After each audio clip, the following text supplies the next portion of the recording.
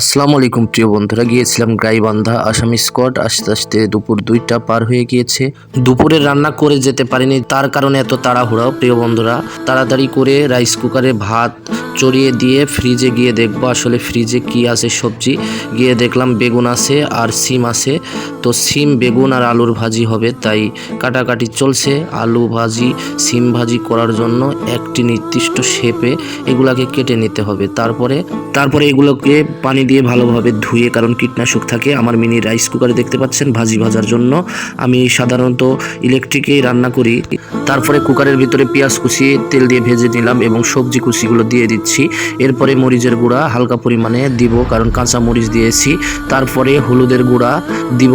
হলুদের গুঁড়া দেওয়ার পরে এগুলোকে সুন্দরভাবে লবণ দিয়ে মেখে নিয়ে রাইস কুকার বা ইলেকট্রিক কুকারের উপরে রেখে দেবো। এইদিকে ডিপ ফ্রিজে মাংস রাখা ছিল, সেই মাংসগুলো গরম পানির উপরে রাইস কুকারের উপরে দিয়ে রাখলে এগুলো বরফ জমে থেকে অটোমেটিক গলে গরম হয়ে যায়। সরাসরি আপনি এগুলো রাইস কুকারে না দিলেই ভালো।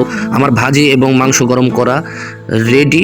এখন খাওয়ার পরিবেশনের জন্য আমি আমার ফ্লোরে বসবো, ভাতগুলো মেখে নিয়ে খাবো এবং ভাজি এবং মাংসের সঙ্গে সেই স্বাদ লাগে যেটা খেতে। আর খাওয়ার পরে সুখ টান না মারলে কি আর হয়, তাই সুখ টান টান মেরে ঘুমাবো।